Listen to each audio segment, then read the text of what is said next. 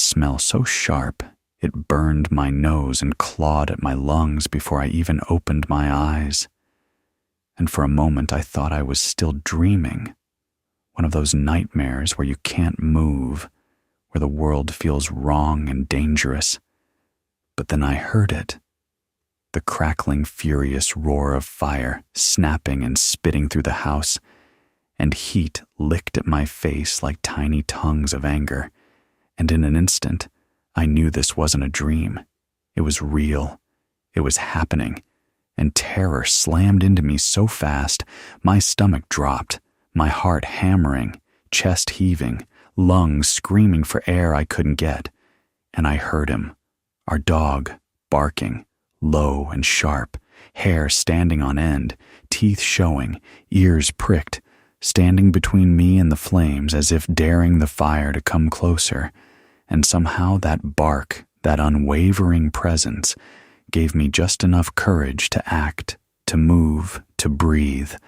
And I scrambled out of bed, coughing violently, choking on smoke, eyes stinging, as I called for my parents, hoarse and frantic, my voice barely audible over the roar of the fire.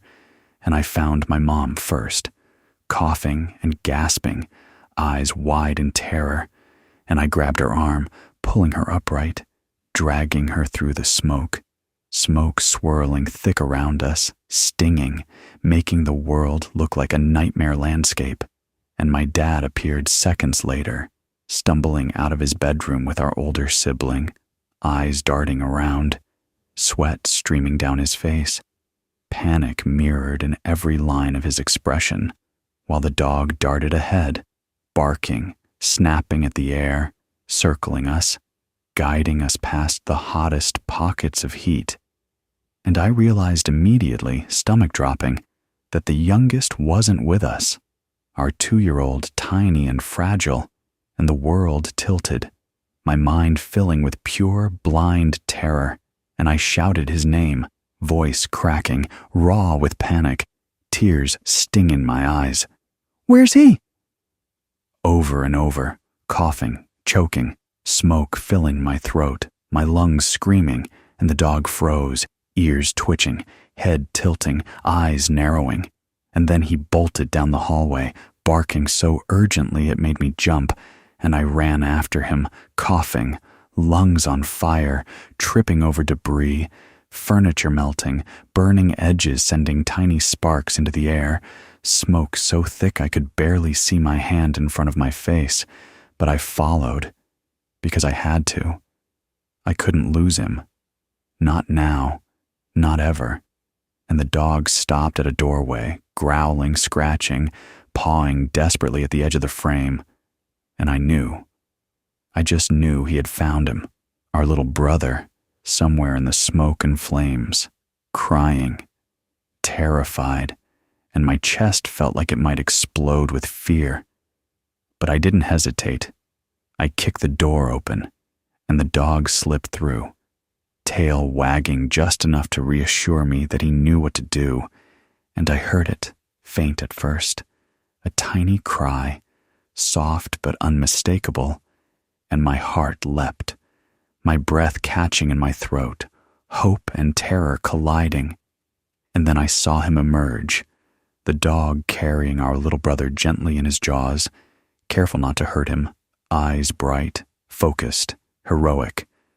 And I ran, lungs burning, collapsing to my knees to catch him, tears streaming, coughing, gagging, holding him against my chest, tiny arms wrapped around my neck, hair singed with smoke, eyes wide but alive, and the dog trotted beside us, tail high, ears alert, scanning for danger, growling low when flames threatened our path, guiding us through the inferno with a courage I could never match. And I could hear my parents behind me, voices hoarse, calling, reassuring, while I clutched my brother, tears mixing with soot on our faces, and the dog barked once, sharply, nudging him, licking his face, as if to tell him everything was going to be okay.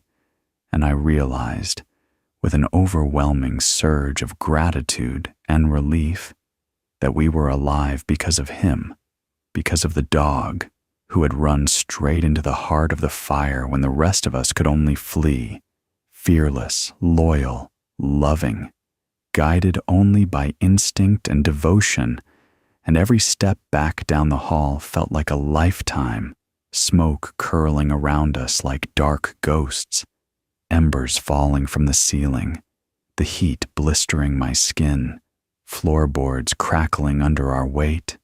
But the dog stayed close, circling, barking, warning, snapping at the air when a flame flickered too close, until finally we reached the front door, fresh air pouring in, lungs filling with smoke-free oxygen, and we collapsed on the lawn together, coughing, trembling, soot covering us from head to toe, holding each other tight, and the dog lay beside us, chest heaving, tail wagging, eyes bright, alert, proud, as if he understood he had done something extraordinary, and I couldn't stop looking at him, whispering, "You're amazing. You saved him. You saved all of us," over and over, tears streaming, the little one clinging to me, tiny hands gripping my shirt, while my parents huddled together, relief overwhelming, and the dog nudged my little brother gently, licking his cheek, and I could see the trust and love in our eyes, unspoken but absolute, and the firemen arrived shouting, hoses spraying water, smoke billowing. But we didn't care about the house anymore. It didn't matter, because we were alive, and it was because of him, our guardian, our hero, our friend, our dog, who had faced fire without fear, who had guided us, protected us, saved a life so small and fragile that we could never repay him fully.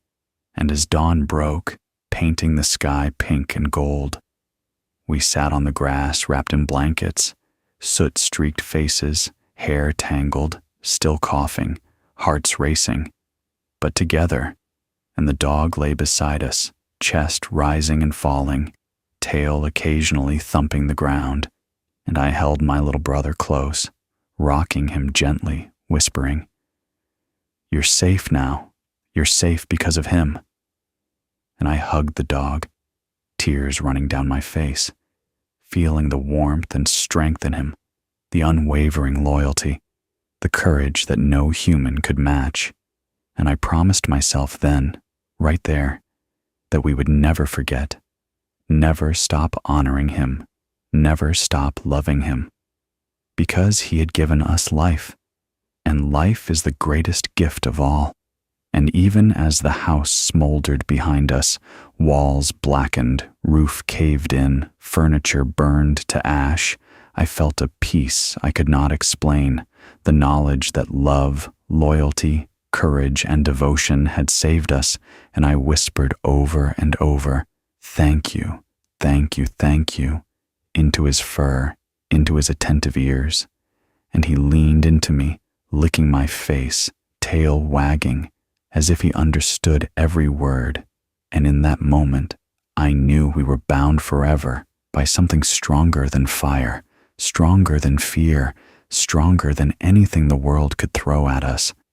And I realized we had not only survived a fire, but we had witnessed heroism, bravery, and love in its purest form, and nothing would ever be the same again, because he had run into flames to save a life smaller and more fragile than himself, because he had faced the impossible with nothing but instinct and heart.